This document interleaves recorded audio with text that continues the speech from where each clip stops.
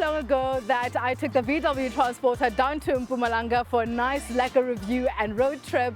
And remember, on that same review, I did mention that VW and Ford have an alliance, and they have created now the VW Transporter as well as the Ford Tourneo.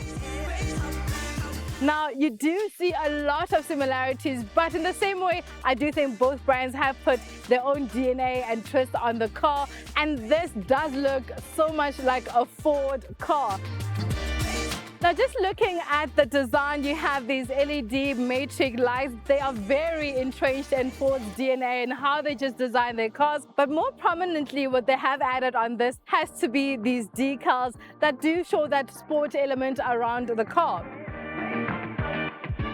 Coming over to the side of the car, you have the standard 19-inch alloy wheels. These have been upgraded from the normal 17s that you will have in other derivatives. You have this big side mirror that will give you a clearer view of your surroundings, because this is quite a big car, so that definitely will come in handy. Below is that sporty trim and decal that goes throughout the car, just enhancing that sportiness. In the rear, I do love these rear taillights. I do think they actually make the car stand out. They remind me a lot of the Ford Puma.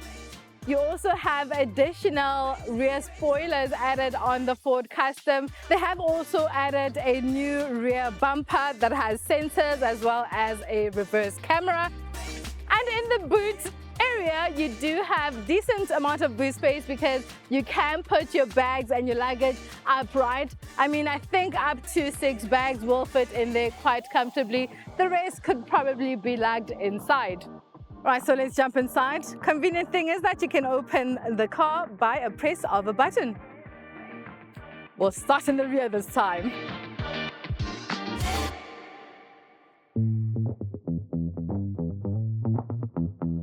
I hardly ever start with the rear of the car, but I mean, it is a people mover, so I really want to start with how it feels back here. It is a 6-seater facing each other, but that also can be configured to the second row of seats facing forward as well. And if you ever found yourself needing more space, you actually can take these seats out.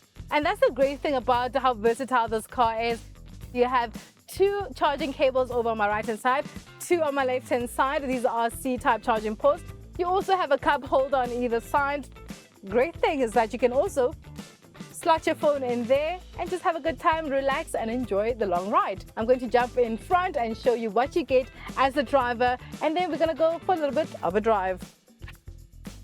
The cabin is a reminder that Ford and VW have that alliance going on, because it was just yesterday that I was in this exact cabin. It does feel very much the same in here, and I don't have any quarrels with that at all. This is a 13-inch digital screen, and it also is compatible with Apple CarPlay as well as Android Auto. You have a seat that is integrated with leather as well as cloth material. That sporty element and feature really coming through. Overall, I will say that cars like this, people movers, do excite you and want you to tackle the road. And talk about tackling the road, it is time for me to tell you how this baby drives.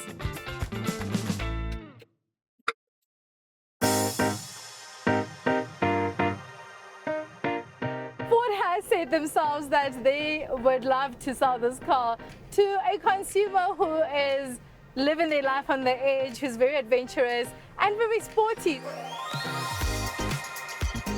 Under the hood, you're still getting the 125 kilowatt, 360 Newton meters, 4-cylinder turbo diesel engine. And I do think that it is slightly underpowered. I'm actually going to try take it up an incline. Yes, it feels very underpowered, which is actually quite sad, because with those decals that we do have and the sporty nature of the car, it really would have been great to have just a little bit more oomph. Other than that, it does offer quite a comfortable drive. The steering wheel feedback is good and it really does drive quite smoothly on the road. We are running at 8.6 liters, which has been on the higher end of what I've been achieving so far. I have been able to get it down to about 7.1, which really is quite impressive. Also, driving this car does not make you feel like you are driving a bus. It has a car-like feel, and I do think Ford has been able to achieve that magnificently. Pricing for this car will set you back 1,218,000 Rand for this top spec Ford Tourneo Sport Custom.